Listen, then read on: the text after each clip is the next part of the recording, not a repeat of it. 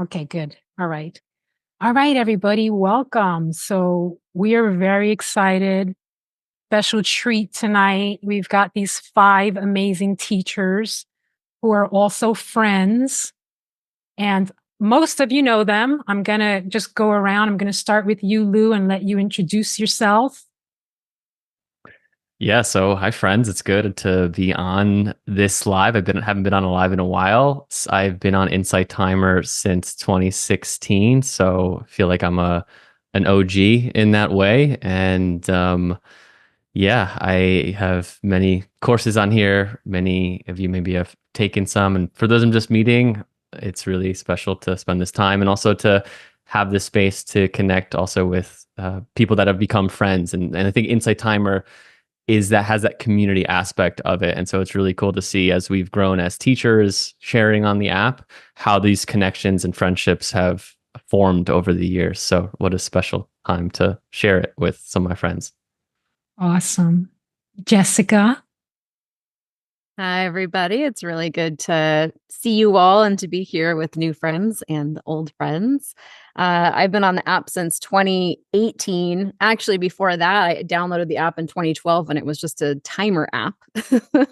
And then came back and started uploading content. And like Lou, I have a lot of courses on here, a lot of just really basic stuff, relationships, shadow work, inner child, all the like nitty gritty, like get down to it kind of stuff. And it's just been such a blessing to be on this app with all of you. So really happy to be here today. Excellent. Charles. I'm Charles. It's always interesting in like the introduction portion, the practice of just trying to focus on what someone is saying and not preparing what you're saying, especially for someone who's like historically quite socially anxious. But I was trying to do that. So Charles, and I'm not sure when. I was maybe around the same time as Lou, I imagine, like on Insight Timer. Originally started doing it just because it was like a creative outlet kind of thing, and then it turned into a career or like a career opener, like opened up so many different avenues that just would not have existed if not for this platform. So I'm incredibly grateful for this, and grateful for this time. Is the 5 of us have been meeting every week for a while now, like just us. And so it's like quite cool to, and kind of meta to be doing it in this way too. So nice to be here. Awesome. Awesome. Saqib. Yeah, hello everyone. It's good to see you. Although some of you see me quite regularly here on Insight Timer, I do a a lot of lives. I started. I've been using Insight Timer since as Jessica said, when it was just a timer. But I joined Insight Timer in 2018, and I have just stuck to this platform because what I find is that there is a community here. There is a community feeling here. It's not just like other social media platforms where you are just posting content. It's almost like dead content, and you are just not really forming a community there. So the value of community that I see here is really has been really heartwarming. I have been able to connect with many of you through this platform, and I'm today very joyful to be with my friends and do this together. Awesome. Can I just jump in and say, because I feel like I'm getting a chance to play basketball with Michael Jordan. The analogy is that if Saqib's heard me talk about this before, but he is the greatest of all time on Insight Timer Live is Saqib Rizvi. So I'm in an Insight Timer Live with my friend Saqib, is like being on the court with Jordan in the 90s. So I just want to just say that. Well, imagine how Melanie and I feel being here with all of you. So it's times 5 for us. Darius. Hi. This is so cool. I have my phone here watching the chat and then you all on the screen. And if I didn't have ADHD, I definitely do now. It's awesome. My name's Darius and I have been on Insight Timer since week 2 of the pandemic. I am a professional photographer, and as you remember, everything shut down in week 2, and I accidentally found myself making meditations. There's a calling coming through. found this website called Insight Timer. So strange. Never heard of it before. I'm like, maybe I put a meditation up in here. And it took like 2-3 weeks until they approved the meditation.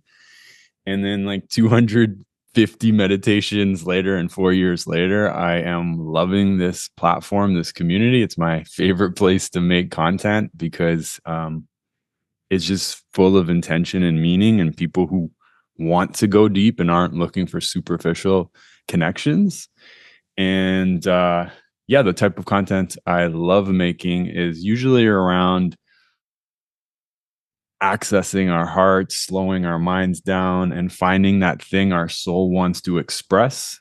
A lot of it's around the belief that all of us are creators and all of us are artists, and there's something we're here to create. And it's an honor to be here with this beautiful group of humans today. So thank you. Beautiful. Thank you. And now I'm going to let Melanie do the hard work because she's got to keep up with these questions. So take it away, Melanie. Thanks, Violet. Thank you guys so much for joining. So one of the questions that we have is, what does your personal meditation practice look like? And what is your favorite form of meditation?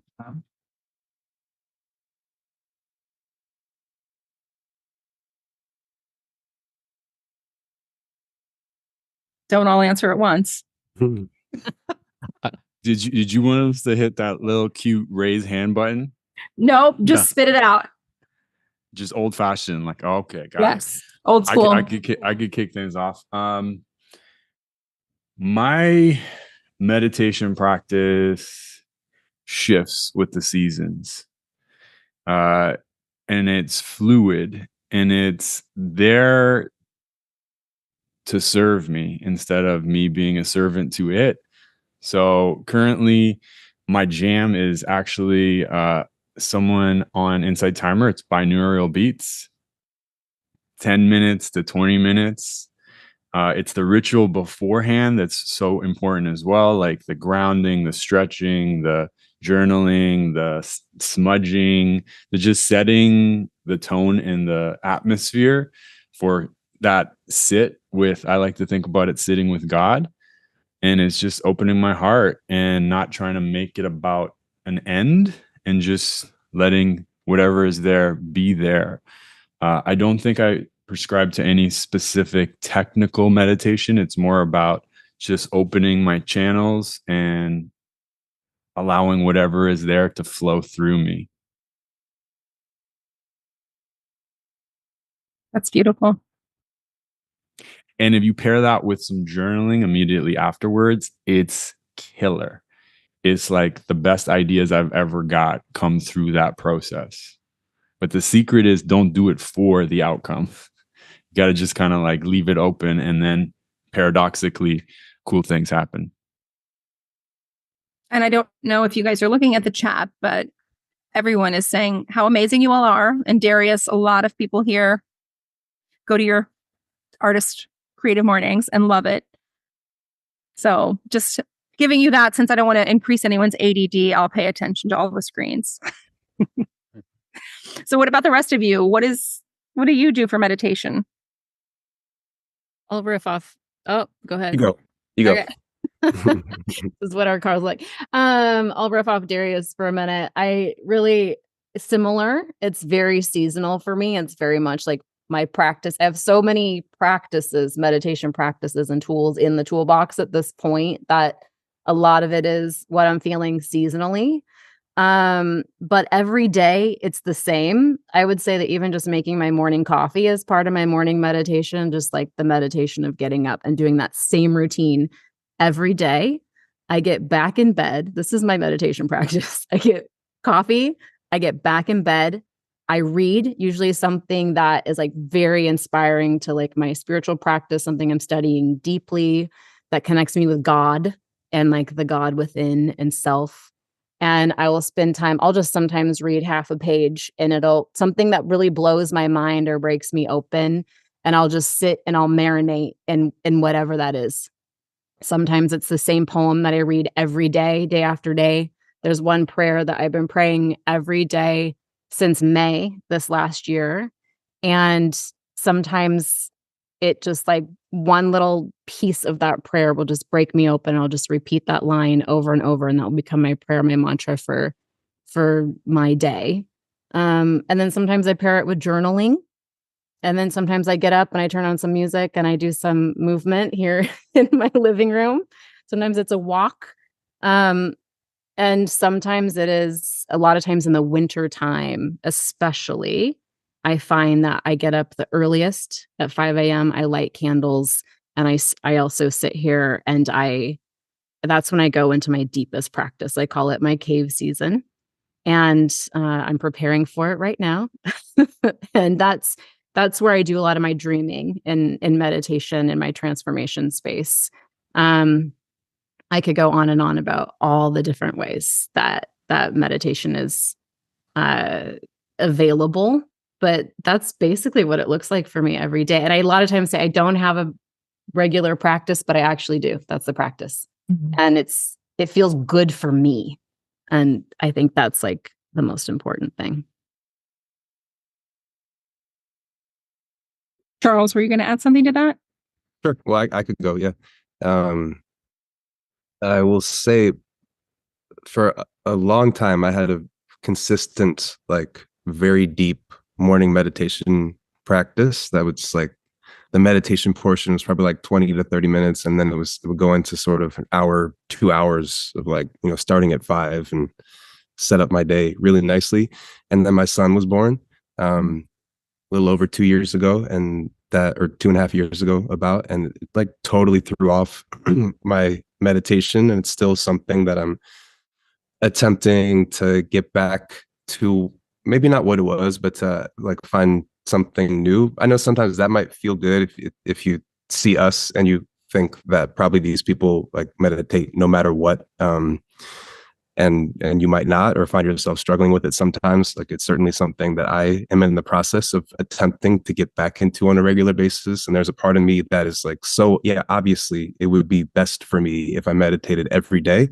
And then there's another part of me that still like doesn't a fair amount of the time. Although I was getting back into it, and then COVID happened last week, and now I'm sort of like reorienting, recentering. So all that said, in terms of style of meditation, there are like two that I particularly am fond of. And these are just words, and it's just one particular language of this stuff. But I like the language of Zen. And in Zen, Zazen, like sitting meditation practice, and there's a particular form of it of just counting your exhales 1 through 10. And that's your whole intention, like with a certain posture that's like upright but not forced or rigid, and just like giving everything to counting the exhales 1 through 10, and then whenever you lose your focus, just starting back at 1. You might do that for 20 minutes and never get past 3, and that would be great. Like those are just the reps of noticing when you become distracted and start back over. That's if I meditate, that's what I'll do. And then I might move into shikantaza, which is just sitting. Like literally just sitting. And that to me is like the ultimate form of meditation. It's like not doing anything in particular other than just being, and being your conscious, aware self. That's my sense of maybe what meditation is, or what it's doing is it's helping you return to a natural state of being relative to all the ways that we've become chronically inflamed and tensed, like through our experiences and through our expectations and things like that. And then meditation is like just helping you come back to a natural kind of homeostasis. So those would be the two. If I had a consistent meditation practice, and hopefully I'll be getting back into that, like it would consist of those two practices.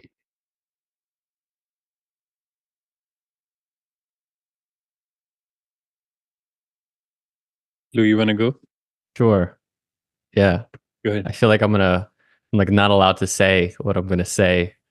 I'm in a period of deepening my practice significantly. It's like a re-love affair. And through that, I've been using a different app called The Way. So I feel like I can't say that at Insight Timer, but there's a teacher named Henry Schuckman, he's a Zen master, and he created an app completely different than Insight Timer. You literally can only do one thing each day. You can't do anything else but the next thing that's on the app. So I've been doing that for the last 6 weeks, and I haven't had guidance in a very long time. Before that, my practice was influenced more so in a kind of insight vipassana style of body awareness or breath awareness. And so it's been really cool to go through a process with someone.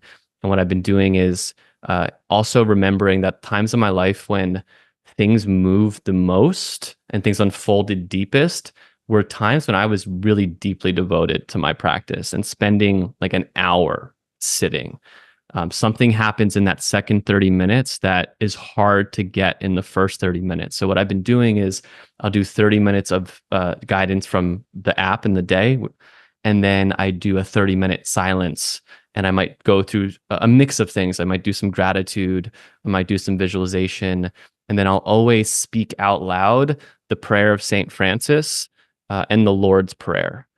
And then I might do also just like this, it's another biblical prayer, but it's in Judaism, it's Hanaini, meaning like here I am. And so I'll try to connect with God, with the Creator, and just be like, hey, like here I am. Like here I am. Teach me, use me, guide me. And yeah, that's been a really sweet way to show up. And I swear, in that second, if you can create the time for an hour, that second 30 minutes, so much of it's how my podcast, I have a podcast that got birth from those second 30 minutes. And so, yeah, there's just a lot of creativity that and insight and inspiration that comes from that for me. Yeah, for me, I realized that it is not only setting meditation, something similar to what Jessica was saying, like different forms of meditation. And I realized that when I started meditating, I was doing this meditation, on average half an hour a day. Sometimes it would go up to an hour, sometimes reduced to 15 minutes. But what I realized that during rest of the day, although the day was better because I was meditating, still I was going back to my old patterns and repeating the same patterns, getting stressed and getting worked out and not really being conscious. So I asked myself this question, like, how can I really like carry this throughout the day, this meditation practice, and make it a total meditation, 24-hour meditation. And one of the important aspects was walking meditation. And walking meditation, it might not be exactly how I do, is not exactly how maybe it is done as a as a Zen practice or a Buddhist practice, but it's more of like activating my intuition. So what I found was that my intuition was more active when I'm actually moving, when there is movement. While I sit, it's I want to connect to my being, really not do anything, as Charles was saying. But while I'm walking, the intuition gets activated, so I get a lot of answers. So these would be like two major practices. One is sitting practice, the other is walking practice. And in my walking practice, I would let's say if I'm walking for 1 hour, first half an hour I'm just being mindful and preferably in nature and observing the elements of nature. And in the next half an hour, I would ask myself a question and I would start walking again. And usually the answer, comes up. And usually it's like a deep existential question about my life. So that activates the intuition. In the sitting practice, usually if I have to give it a label, I would say it's more closely related to non-dualism, where although it was not something because I was studying non-dualism or anything like that, I just realized that I have to come up with my own way of meditating and what really works for me. So I started kind of becoming aware of all the elements of the ego, which involve the thoughts, the emotions, the body. But eventually, then also observing that who is observing the ego, who is observing the thoughts, who is observing who or what is observing, the body and emotions and all that. And that brought me to that brings me to a state of awareness, and that I found was more related to non-duality. So yeah, these are my two major practices. Thank you all for sharing that. Deb asked a question. What is the most unexpected new thing you've tried this year? And did anything surprise you?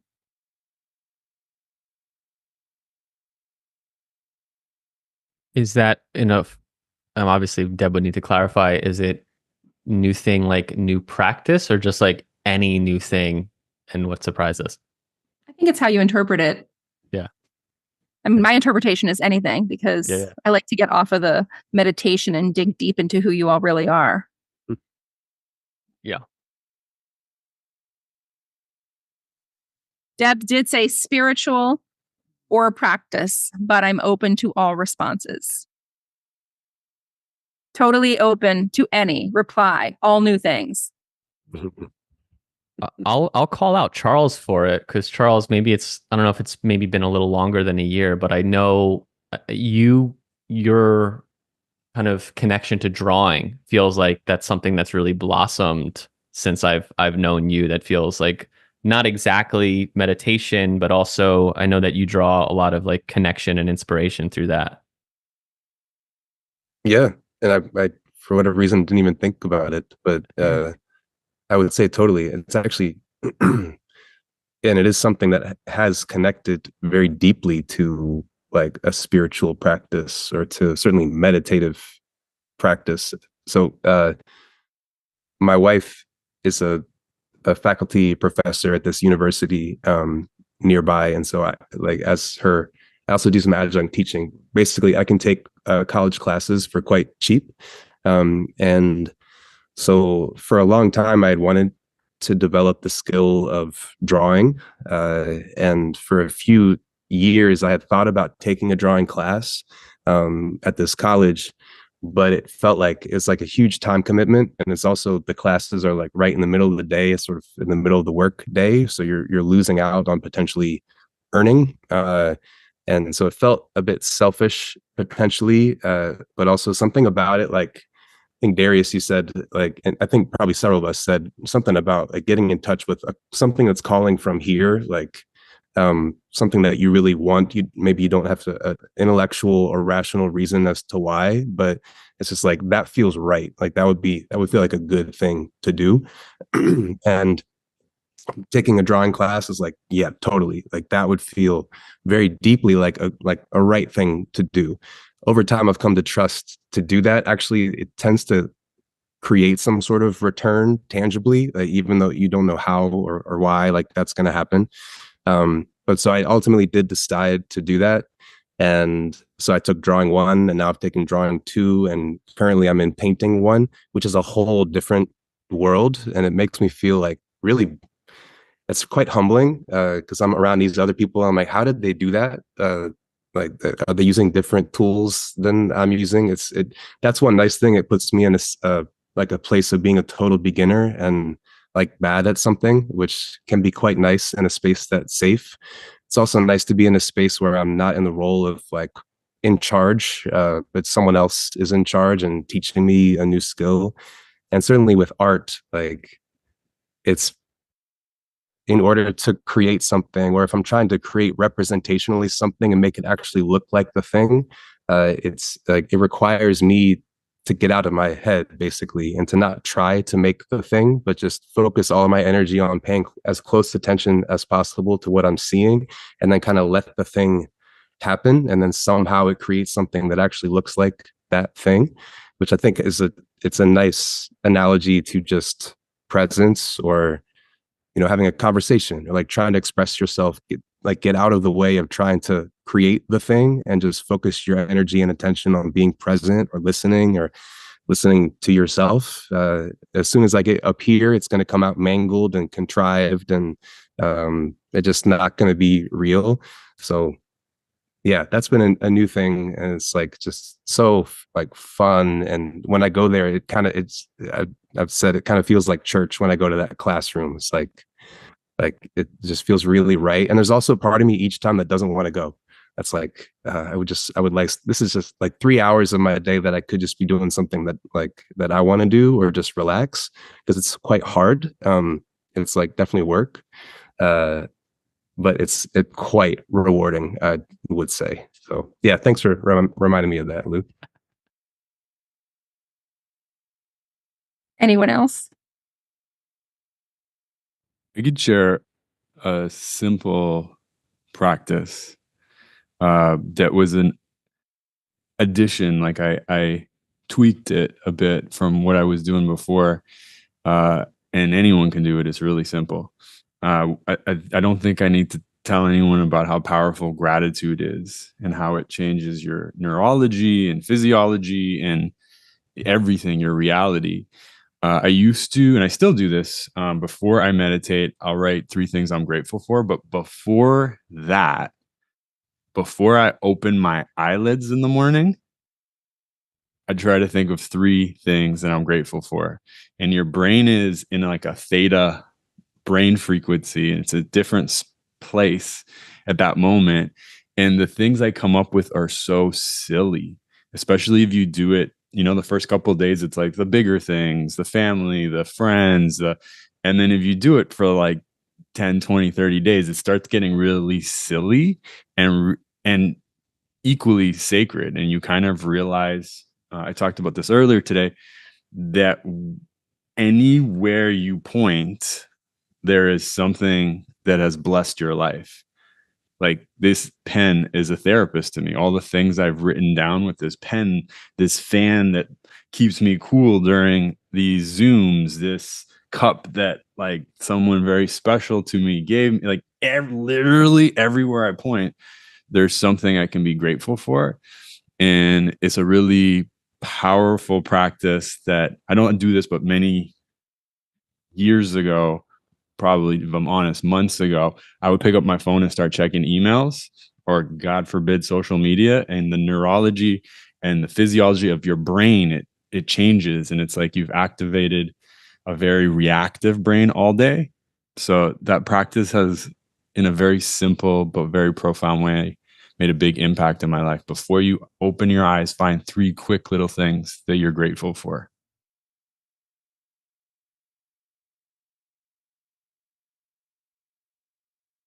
I can share.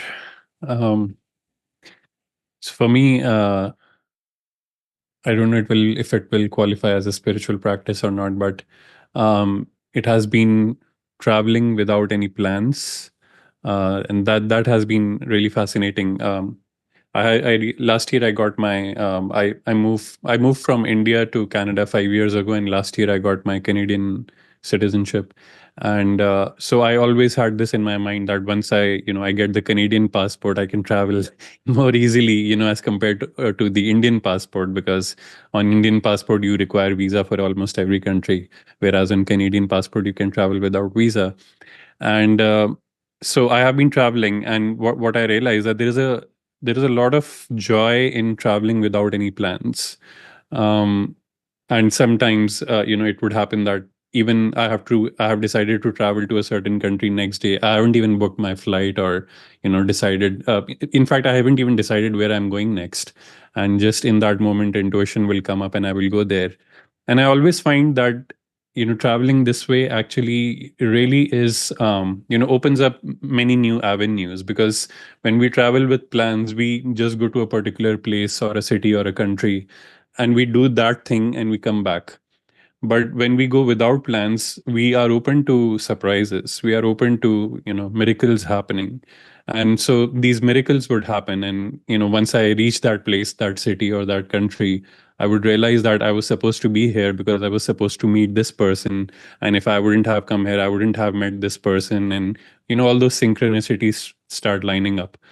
So it has been scary, because sometimes I would be like, maybe the flight, if I book last moment flight tickets, will be double or triple, or, if I, maybe I will end up with no money in my bank account or something like that. But somehow, when you trust and when you go with the flow, things are managed somehow. The universe, I don't know, how that happens, but the universe somehow supports you when you stay in that state of flow, and without any plans you do things. Although planning is still important, but there's also a lot of value in doing things without any planning. So yeah, I don't know if that qualifies as spiritual, but that has been a really powerful practice for me. Are you going somewhere next? I'm not sure yet, but it might be India, but still I'm like undecided. I'll decide maybe last 2-3 days before I book my flight ticket. Yeah. I got to experience Saqib's last minute planning, like up front. Me and Saqib this last weekend. Charles was supposed to be there with us. People went to a Zen monastery for like an intro to Zen meditation retreat. And Sunday we're driving home, or maybe we talked about when we were driving up. And I'm like, okay, so when you leave in, and Saqib's like, oh, I don't know, like, I haven't booked anything yet. It's like, yeah, I don't even know where I'm staying. Like after the retreat ends, and my mind would be just constantly thinking about, oh my gosh, the price is going to be so much. Like during the whole retreat, I feel like I wouldn't have been able to really settle in, but Saqib was just just in it and totally unfazed by it. So it was definitely inspiring. And then I also just want to say, because they mentioned like we all meet each other pretty regularly, and hearing Darius share about his practices just reminds me like how much I appreciate Darius. I'm sure a lot of you listening probably appreciate Darius for this too, is just how if I'm in a maybe not the greatest mood, like Darius has always this kind of uplifting energy to him that is just infectious. And I used to think I was maybe a positive guy, but I realized when I met Darius of like, oh yeah, like no, I'm not. No, I'm actually pretty. I actually can complain like the rest of them, but Darius, yeah, just hearing his practices, I'm sure so many of you out there feel similar. So I just wanted to, yeah, speak to that. Lou, you get a heart. You get a heart. Can you see the heart? Can you see that online? I think you can. Yeah, you can see. Only you can see it, Lou. Nobody else can see that. But Darius also, I'm on the app right now, and I'm gonna go heart. What up? Oh snap! Drop the phone. Heart. It's funny to see ourselves on the app like this. I'm not used to that. It's a different vibe. Yeah. Dude, there's a little Saqib and a big Saqib. And they're right next to each other. It's amazing. Jessica, did you want to add anything? Yeah, I can share. I thought I might just share this prayer I've been saying every day since May. It's taped to my wall, so you might hear it.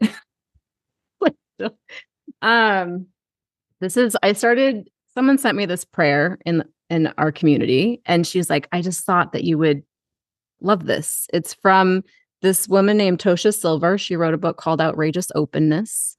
And she also has another book called Change Me Prayers, and another book called, like, there's a bunch of books by her. She's wonderful.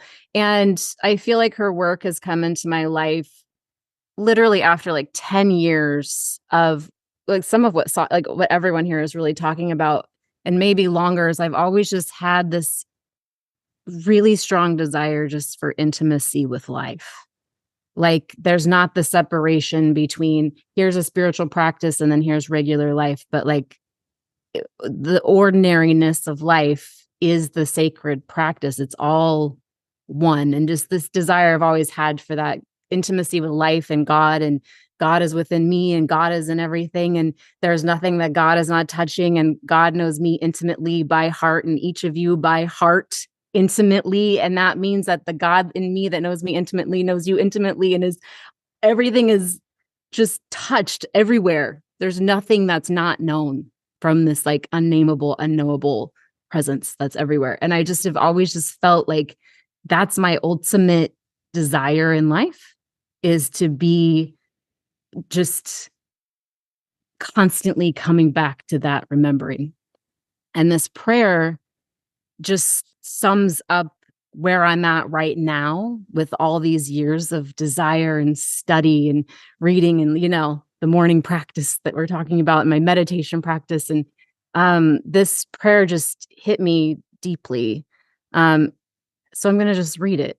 If you want to like close your eyes or just listen, this is the prayer I've been saying every day since May. It's been really powerful for me.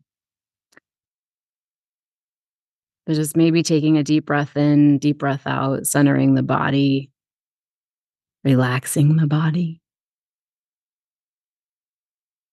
Divine Beloved, allow me to give with complete ease and abundance knowing you are the unlimited source of all. Let me be an easy, open conduit for your prosperity. Let me trust that all my needs are always met in amazing ways, and it is safe to give freely as my heart guides. And equally, please let me feel wildly open to receiving. May I know my own value, beauty, and worthiness without question. Let me allow others the supreme pleasure of giving to me. May I feel worthy of receiving in every possible way. Change me into one who can fully love, forgive, and accept myself, so I may carry your light without restriction. Let everything that needs to go, go. Let everything that needs to come, come. I am utterly your own. You are me. I am you. We are one. All is well. Yeah. This. Beautiful. Amen. Thank you, Jessica. Yeah. The things that have unfolded for me just because of this prayer in my own heart and life.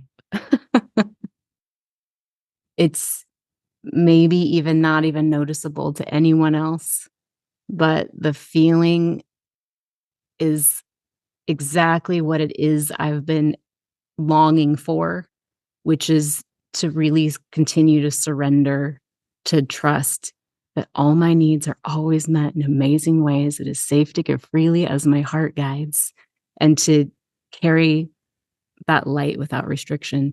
So this is just, it's everything. It's everything to me. And that's my new thing this year. Well, that brought me to tears. So thank you. That was really beautiful. It's a beautiful sentiment. And I know I can see from the chat, everyone really resonated with that. Good. Yeah. I haven't been looking, but I love all the hearts. Delilah is asking where she can get it. I will post it in my link after this live, Delilah, because I know exactly the prayer you read. I love Tosha Silver. So that gave me chills. I love it. Good. That's hard to recover from. Sorry. I think I listened to that.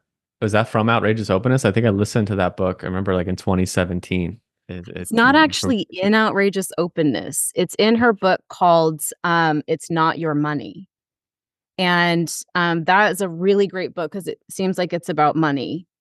And I picked up all her books. I read this prayer and I was like, boom, all of them. And I read them all. And I'm on my third time reading Outrageous Openness. I started reading the book that mentored her. And I'm on my third time reading that as well. I go deep. I read things a lot over and over and over till they permeate, But this one was in It's Not Your Money, which is not about money.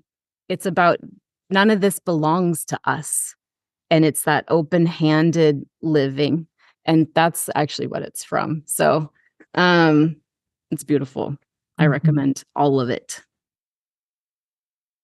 Thank you. Well, Megan, who is a teacher here on Insight Timer, asked, what does self-compassion mean to you, and how do you practice this?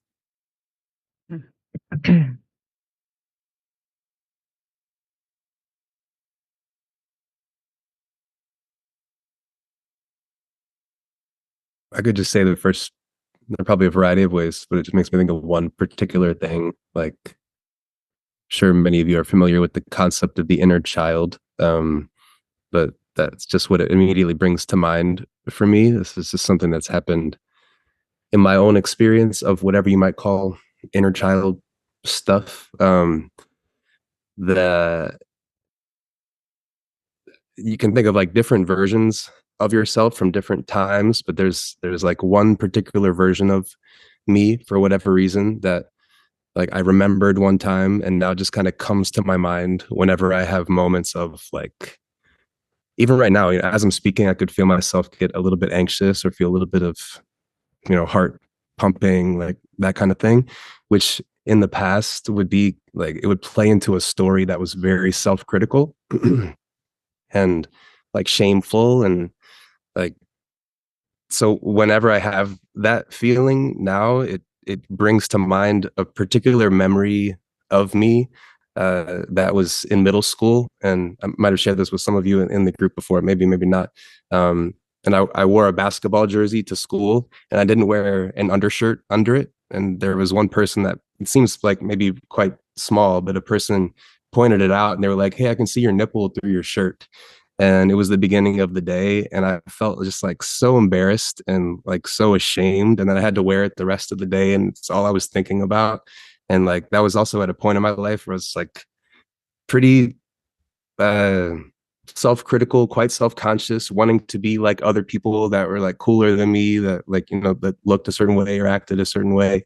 And I would say that I'm no longer that way, and I feel like quite, happy with myself and proud of who I am. But I still have the moments like that, and it can be kind of nice and ultimately sweet to call up like a vision and a memory of that me that's like still here, still totally here, and is me, and is what's happening in my body when I feel like this. Because there's another part of me that's like, this isn't scary at all. It's like there's nothing at stake whatsoever. There's nothing scary about this moment. But there's a part of me that's like probably terrified, and that's that me that I can kind of call up and envision, and then it turns what could be like kind of a bad experience into like a really sweet internal experience of like, it's, who cares, and not in a weird, that could be minimizing too, like who cares, like it's like shut up. Or it could be like, for me, it's totally fine. You are awesome the way you are, just like everybody is. It helps to have a child now too, because like,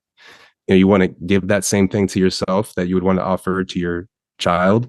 But that's what that brings up for me. And even as I think of it now, like I can envision that me, like with a variety of different ways I could describe that me. It was just like so self-conscious, and I would just want to be like, hey, it's like you're great, like and that's always a nice feeling to, it comes back to who I am right now. And it helps to then express that really genuinely to other people too. So that's what that brings to mind, if that makes sense. I think it makes perfect sense. And I know a lot of people are agreeing and saying how much your meditations on inner child work have meant to them. Oh, good. Yeah, Charles, didn't you used to do like a weekly inner child live like a while ago? Yeah. Yeah, that it popped up with a client that I had for a long time. Like she just asked one time if I would lead her in the moment in an inner child guided visualization. And I'm like, I could try. And then it just sort of came, like it created this thing that we would do on a regular basis of like going in and like kind of into your mind and finding where the inner child lives and seeing like which version of it is, and just kind of observing them and then going in and having an interaction. So yeah, there was, for a while I was doing that. It might be nice to revisit that. But I was doing that on a weekly basis as a live session. Yeah. And I can just speak off of that, Charles, because it's very similar but different language. And hey, Megan, thanks for being here and for saying hi. It's good to see you here. But having a language of parts work is really helpful for self-compassion. So I'm sure some of you familiar with internal family systems.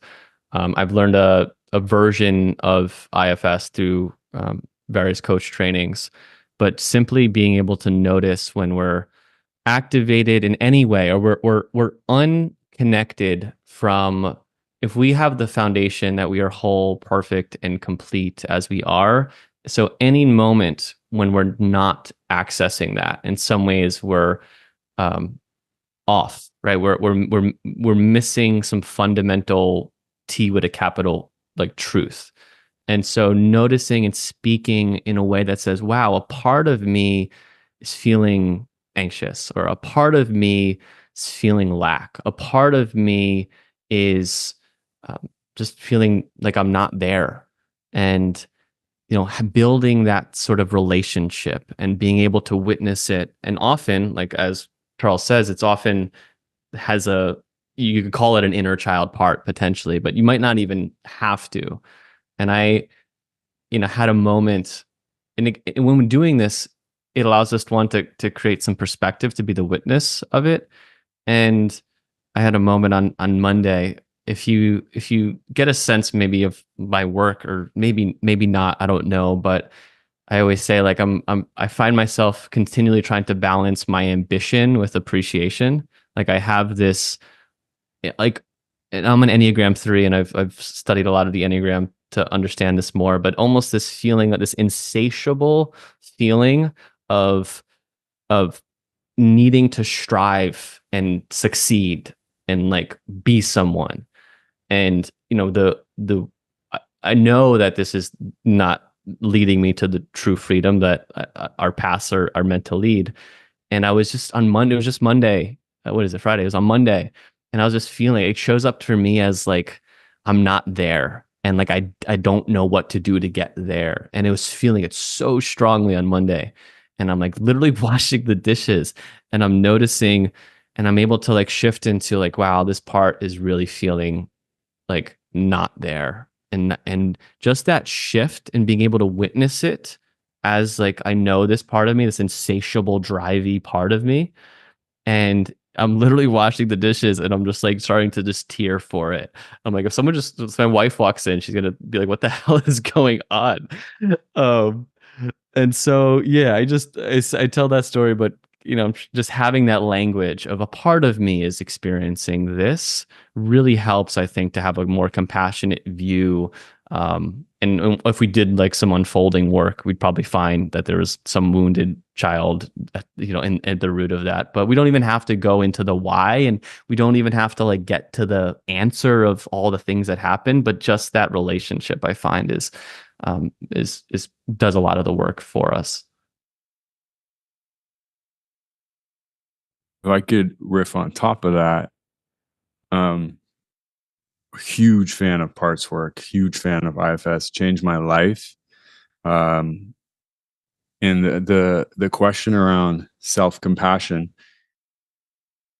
I think it's like the most important thing, actually. I think it's the starting point. I think a lot of us would relate to the saying, I am a soul having a human experience.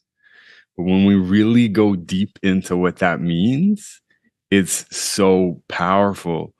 I'm a soul having a human experience, and this is my human that for whatever reason I chop down and I mute and I disrespect, and I don't let them be who they truly are. And if you really think about it, if your soul chose to come here now in this body, it's because this human is your access point to the human experience. I can't touch anything without his hands. I can't taste anything without his tongue and his mouth. I can't go anywhere without his feet. So when I went deeper in that soul having a human experience, I was like, holy shit, my human is my soul's mate. And that like rocked everything, right? My human is my soul's mate, but for some reason, I am not treating him with that level of sacredness. And if we don't have that self-compassion, don't have that self-love, that as the foundation, every interaction we have, there's some sort of deficit. There's some sort of like leakage, right? I know a lot of people on Insight Timer want to, it's not just like, oh, it's not just about me. It's not all about me. It's about filling our cup so we can give back to our communities, to our families. And so it's like the most important thing, finding ways. And it's nuanced. It's not just like, oh, you're good and I'm going to let you rest today. It's like, no, I'm going to kick your butt. You've been resting too much.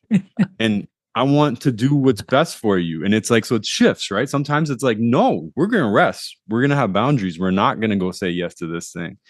It's like treating myself the way I would treat what Hollywood or society has told me to treat that soulmate over there. Why is it so much easier to be nice to everyone else? What would happen if we applied those same principles to ourselves? So it's a really big question. And I think without it, you're in trouble.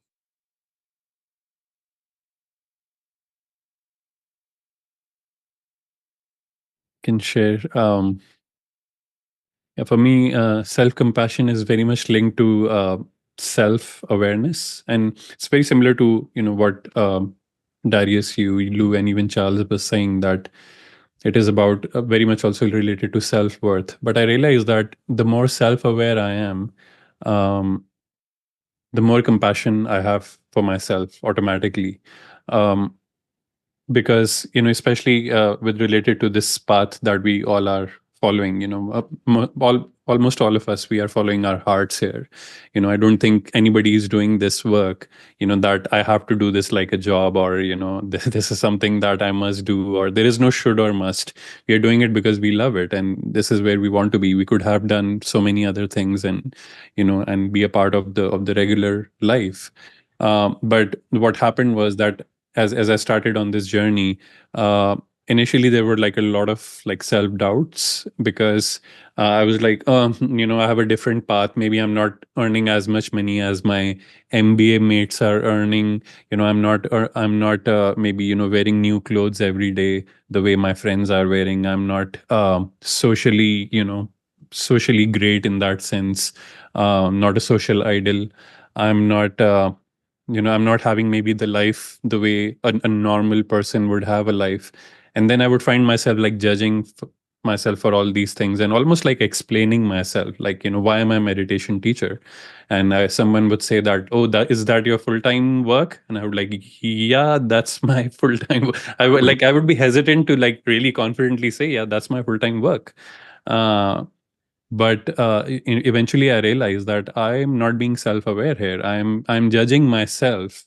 First I decided to follow my heart, and now I'm judging myself for following my heart.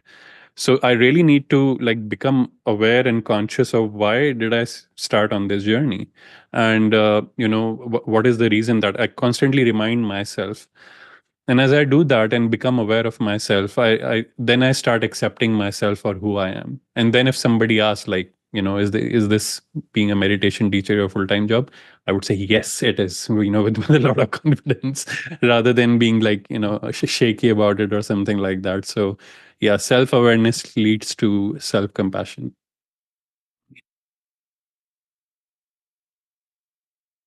All these answers are so beautiful, and there's so many ways to enter self-compassion.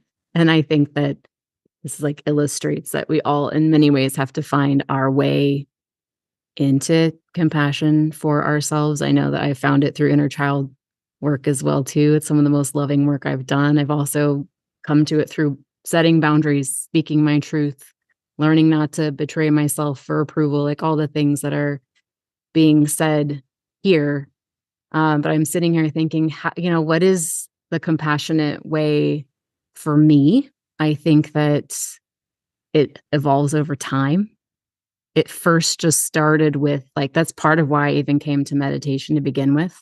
Chronically anxious, chronically angry, chronically resentful, chronically worried, chronically reactive, chronically everything that, and then all the judgments on top of it of like, I don't like how I'm showing up. I don't like the way that my tone of voice is coming out of my mouth. Like, you're not even liking how I'm showing up in the world, and then judging that too. And I would say the compassionate thing and the difficult thing was actually coming to a meditation practice and like sitting with myself and observing myself and finding guidance to do that. I came to it through Oprah Winfrey's 21-day guided meditation challenge with Deepak Chopra. Like, there's no prideful way to like come to yourself. I mean, it's just, in some ways, it's humbling to realize that you need help,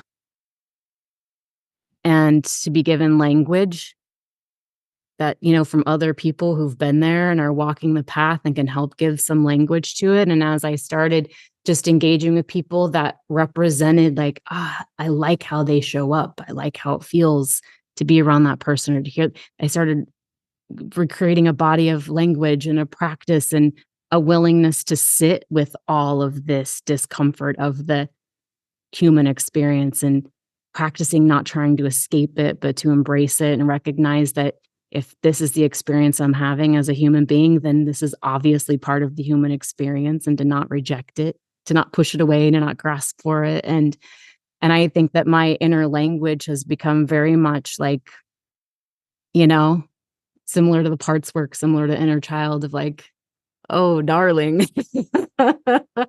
That there's the part of me that has been with me every part of the way, that understands, that sees me. I think that's always what I come back to, is the self-compassion of I am seen, I am witnessed, I am understood, I am heard 50 trillion times over, 50 trillion cells in our. This is what I gave my TED Talk on actually almost exactly 10 years ago. I was having a panic attack because I was invited to give a TED Talk. So I had a panic attack. So I gave a TED Talk on my panic attack. And it was all on finding the compassion in that moment. And also like even Saqib saying, or Lou saying, like not being attached to the story, like being willing to not have the second arrow, the third arrow, the fourth arrow of judgment after judging that I'm having the feeling, judging that I'm having the feeling, and just being willing to come into the present moment, which I think is what meditation has done for me, actually. So just being here, it's brought me to my inner child. It's brought me to compassion. It's brought me to the aliveness of how much grace there is actually in life. But I hope that this is giving everyone here, I know it gives me a new language just sitting with all of you every week. I mean, the 5 of us, I'm given a new language all the time. So being around people who practice what it is you want to be experiencing actually elite, like really brings a lot of self-compassion, because you're in the environment where where you put yourself, is sort of what then you take on. So that's kind of, there's a lot of things that could be said. We could have talked about this the whole time, I think, but I know we're almost at time. Yes. Jessica, and I want to wrap up with this. Oh, go ahead. I'm sorry. Jessica, I just thought you had found, I thought you said you found meditation through that Swami in the Himalayas that you were visiting. That's right. Yeah. Yep. I sat in meditation on a mountaintop, as you're supposed to. And your guru found you there. My guru found me there. Yes. So Adriana, who is a teacher here on Insight Timer, wrote in the chat, and then you inspired so much more, Jessica, and that she learned self-compassion from your Open Hearts Club. And that is related to the last question that Jessica from the chat asked a very long time ago. What does it mean to you to live with an open heart? Beautiful. Well, I'll just speak to that because Adriana, I know you, and I know that you're on here doing your work too. So Adriana is now on Insight Timer doing lives as well. So I love you, sister. What does it mean to? I think about what Michael Singer says in the beginning of his book, Untethered Soul. One of the first lines I remember reading in one of the first chapters is to open your heart so wide that it can never close, to be willing to hold all of it. And I think about when people talk about grief, it's the same. Grief can feel so big and we can feel so small inside the grief. And it's our work to expand around the grief, to begin to create a larger container where the grief might still be the same size, but we're expanding our container to hold more, with more love, with more openness, with more compassion. And I think of it as like tending to that garden, of like even what Darius was saying, like we cannot pour from an empty cup. We must tend to our own garden, tend to your garden, grow around the grief, grow around it, and let your container become so big that the things that felt big, that feel big now, feel small inside of it. And be around other open-hearted people. Learn from the people who are in front of you in that way, who are practiced in it.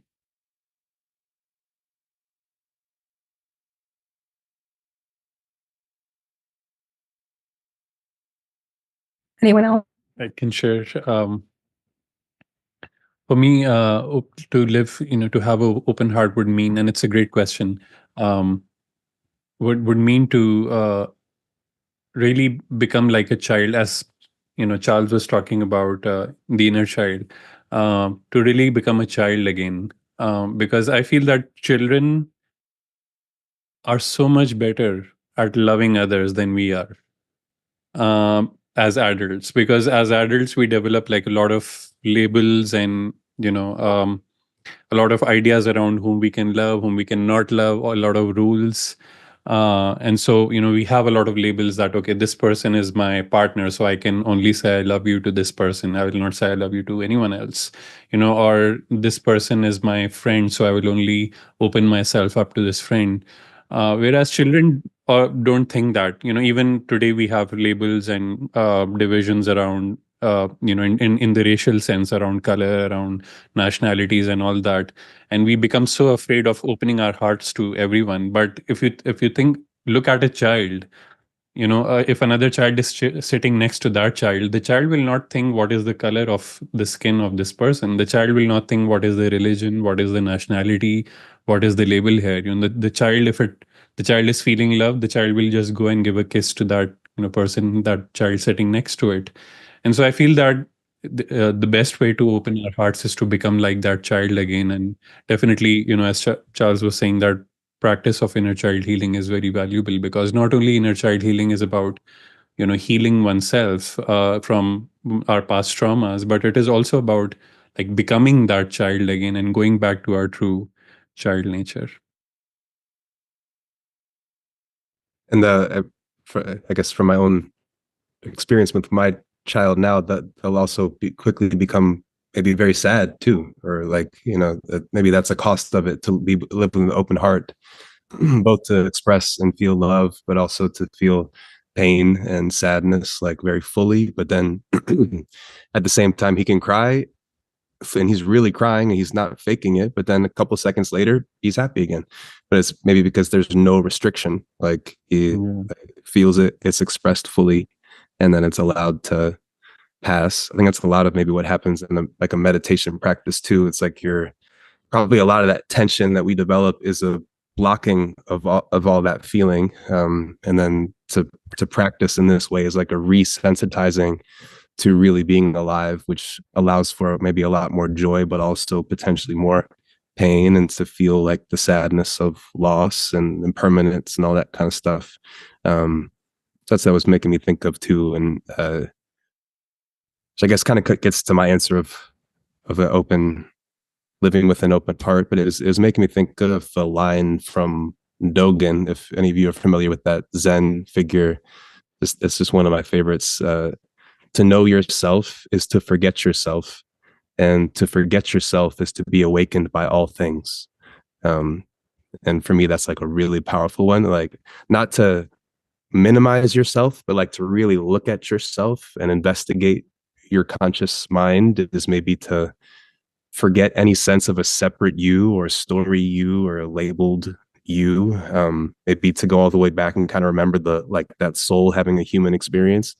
And then to forget yourself is like to open that feeling of a barrier of separation, and then potentially to be awakened by a computer screen or a person or whatever it might be, because then you're actually seeing like the soul reflecting through everything. So it just made me think of that. To know yourself, like, really is to forget this idea of who you are, and then to forget the idea is like to be awakened by everything. So what it made me think of. Anyone else taking notes? There's some good stuff being dropped here. I'm like fearing like Tosha Silver gonna get her book. Jeez. I could jump in. Thank you for those answers. Wow.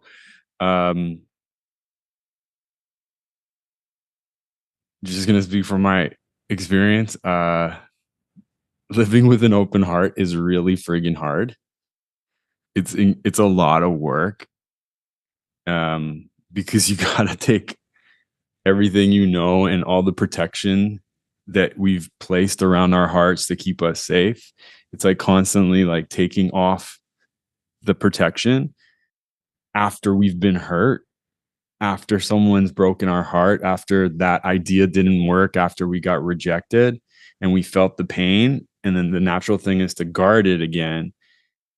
And then it's like, despite all the pain, I'm going to live with an open heart. And it's like, why would you do that? It's so much safer to protect your heart and just stay at home, you know?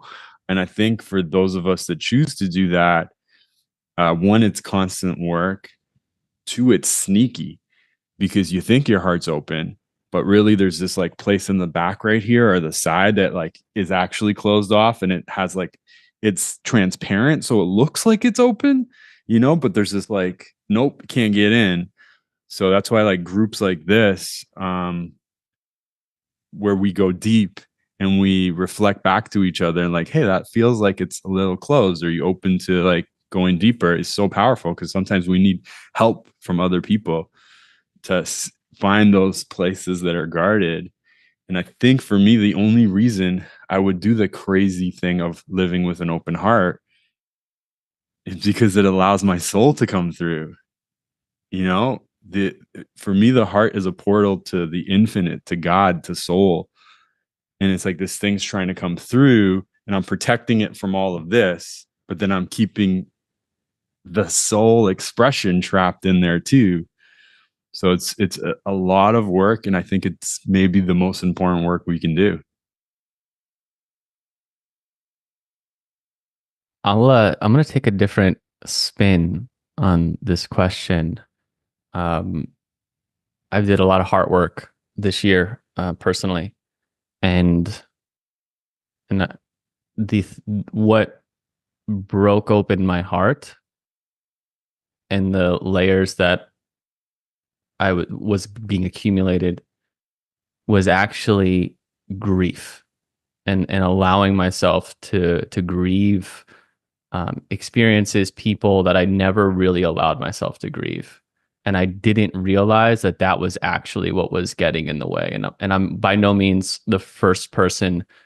I mean, many wiser people to talk about the heart opening power of grief. I would point anyone who's interested in the topic to Mirabai Starr, who's a mystic teacher. She's beautiful. And, you know, she, through her losing her daughter, I believe, I know it was her child, like that's what took her into her, like the deepest part of her spiritual journey. And so I think really allowing to live with an open heart lets us, demands us feel everything. And so grieving this year has really opened me. And then I'll say one last thing that maybe is, as someone who got onto the spiritual path about 10 years ago and thought that it was just about love and like, let's be so open and like, no, I'm a hugger, like realizing that that's actually that can be coming from a wounded, ungrounded place, and that actually understanding people's boundaries, or also understanding that we could be really naive. And so there's like a discernment and maturing, I think, that I've noticed in my life, where I actually might be less open on the outside, but it almost feels like I'm more open on the inside, and I'm just discerning, and I don't need to placate we're open spiritual people. Like, I don't know if that makes sense. So again, it's like a little different spin, but that's something I've noticed, because I, in some ways, had a phase of being that ungrounded, spiritual, I'm just wide open type of person. And I look back and parts, compassion, have a lot of compassion for him. And also realizing, like, what is a grounded, discerning, open heart actually, what does that look like? And so that's how I've been kind of navigating that this year. It's beautiful. All of you. Thank you. I have a burning question. How did the 5 of you become friends? Lou. Tinder. It was Tinder. There's an Insight Timer Tinder. I don't know if you guys are on it. I thought it was Hinge. Yeah, in Tinder. I've heard about that. Oh, actually, David Gandelman, some of you probably know who David is. He tried creating like almost like a meditation app, dating app, like for people that meditated. I don't know where he's at in that, but it's like a real thing. Insight I guess Timer is already that app. yeah, I guess it definitely is. For better People or have, for worse, probably. Yeah, probably people have is. got married through this app. They I've heard. have. So yeah. I'm sure many people have gotten many messages they didn't want also through this app. Happens everywhere.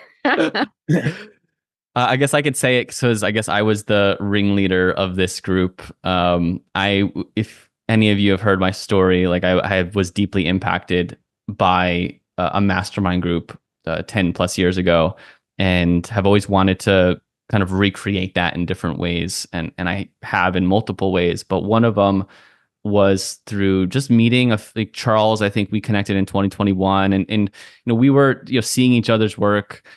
Following each other maybe on different social media platforms. I know Jessica, we had met in 2021 too at some time. And then this can be a longer story short, but I interviewed Charles. Charles launched a book, The Will to Do Nothing. Go check it out. Amazing book.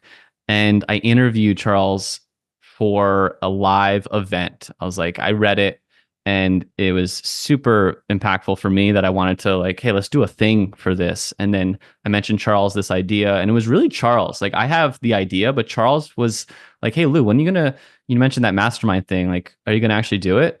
And I'm like, oh yeah, maybe okay, I'm going to do it. And so it started with me, Charles, Saqib, and then me and Jessica had met in person once. And I was like, hey, would you want to, be in this group to meet weekly? Here's the vision of it. And that's how it started. And then I saw, I don't know how I got on Darius's stuff, but I remember being on Artist Morning and being like, this is amazing. Something was just pulling me to what this guy is doing. And I have a podcast. And so I was like, I need to reach out to this guy. And we do the podcast interview. He just so aligned with a lot of the things that I feel like I live. And literally at the end of the podcast episode that we recorded, we're just meeting for the first time. I'm like, hey, Darius, like, hey, I have this group. We meet weekly for 90 minutes. I would love to like invite you to be a part of it. And Darius literally just checks his schedule and is like, oh, like, who is these people? Like who's in the group? And then he's like, yeah, I'm in. Like, it was no like, I'll think about it. I'll get back to you. You missed a very important part. So I had got a bunch of podcast requests, and it was just like they didn't feel aligned. And for some reason, when his came through, I swear to God, something was just like, don't check his podcast. Just say yes. There's something about him. So I said yes, sort of blindly went into this podcast. Maybe 15 minutes into the podcast, he's talking about Insight Timer. I was telling him about Insight Timer. I was like, yo, is this thing? He's like, yeah, I'm on there. I'm like, in the middle of the podcast, I'm checking Lou Redmond on Insight Timer. I'm like, this dude's legit. Oh my God. I didn't know he's like big time on Insight Timer. So the whole experience kind of changed. And by the end, he had given me so many great like ideas and insights. And he's done so many amazing things on Insight Timer. And then he so generously said, hey, we have this group. I'm like, oh my God, hell yeah, let's do it. Yeah. And we'll be hitting 2 years now in December, which is crazy to think about.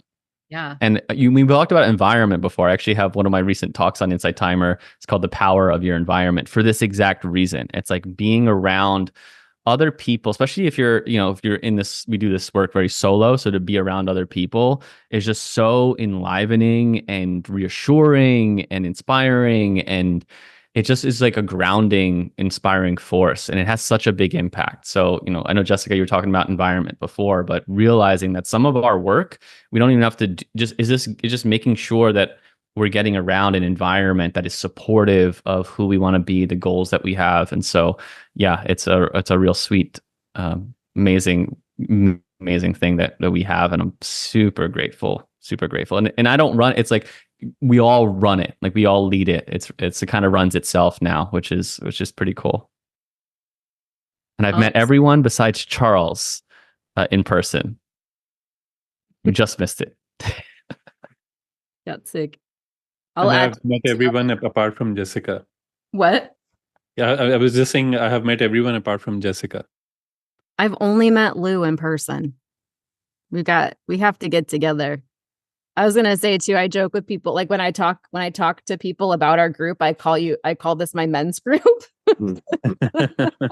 And like I don't even think about what I'm saying. But I like people be like, you're in a men's group. I'm like, yeah, I mean it's a mastermind group, but like it's just funny. It's like really cute because at the time that I was entering this space, I was also praying for more like men in my life as well too, like brothers. And I also feel like this gave me brothers, and I'm just really, really grateful. Yeah. That's awesome. We love having you there. Just a follow-up question to that, Jessica. Do you feel your masculine side comes out more in this group, or is it the feminine side? I don't know. I feel like I have a lot of masculine in me and a lot of feminine. I feel like my feminine comes out a little bit because you guys can be very like masculinely focused. And I'm like, I show up and I'm like, and I'll like talk for 12 minutes or however long. And I'm like, I didn't make a point. And you guys are like, what's your question? So I feel like that's a very feminine actually, which is kind of nice for me because I think as a creator and a creative and a strong woman who's independent and has been a single mom for so long, I've had to carry a lot of masculine in my life because I haven't had masculine counterpart to like I've had to be the man in my life really. And we all have both, but I think being with you all, it's like I've actually had to get uncomfortable with that part of like letting myself be more in that sort of, I actually have a lot of that in me, and it does come out with you guys for sure. And I get a little self-conscious about it sometimes, but also it's like a free space. I feel very loved, and I'm really grateful. Yeah. It so works, and it's so needed at times when you bring it. You feel balanced, but like that feminine energy, when you bring it, it's nice. Okay. It's nice. It balances us off. Yeah. I have a quick question for Lou. Can I ask a quick question for Lou? Go ahead. Because I see in the chat, there's a few people saying, is the group open? Are we accepting new people? And I think it's actually a specific size, but I might be wrong. But I'm pretty certain you have a mastermind group that does something like this, but in a different version. You still got that, I do. right? Yeah, thanks for mentioning that. But yeah, I do have a group because like I said, I'm so passionate about this because it was the impetus for my own journey, was getting around other people. So I run a group for meditation teachers, coaches, creators, guides, practitioners, that's separate from our group. It is a paid offering that I have, that I curate, and we meet weekly too. So you can always check that out if it calls to you.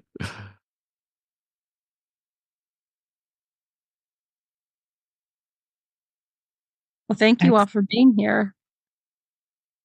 Does anybody want to add anything else? Is there anything that you want to let everybody know that you're doing? Anything you've got coming up? Feel free.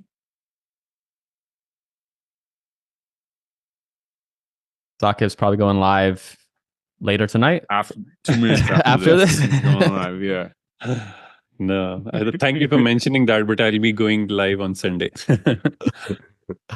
9 a.m. Pacific time. And I just want to say thank you for doing this, Violet and Melanie. This is you have done a great job here, and also really good service to us, because I think Lou was mentioning it before our live that we all wanted someone to interview us so that we can do this live together, and it was a synchronicity that you guys came in and you asked us to do this. So yeah, we are very grateful for that. Yeah, I was saying I found out that you were the ones that manifested us, because I didn't know where this idea came from. I just decided to do this. So thank you. And thank you, Lou, for, I've put out to a lot of teachers, invited them, and some pay attention to me. Some think I'm crazy and ignore me.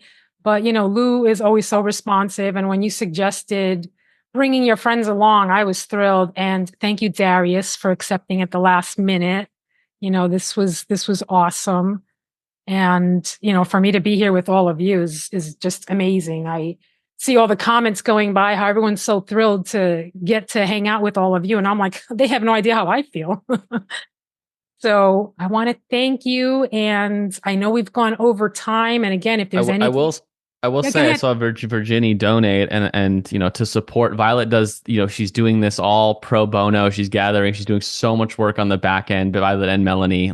So please, support them and what they're doing with Ask Your Guides through your donations. Just share the love.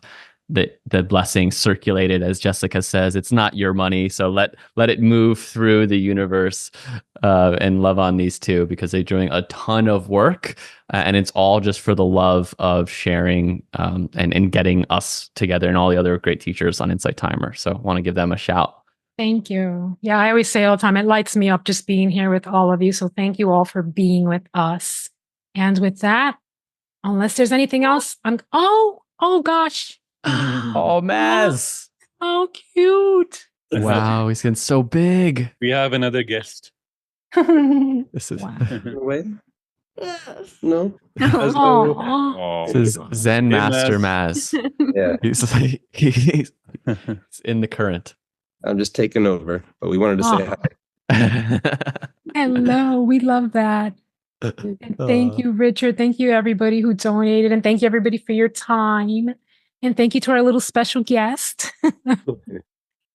And, it's hard for me to say goodbye. So I'm just going to end the live. I'm going to say goodbye. And we will see you also. Oh, and the 5 of you, if you ever want to do this again, call me.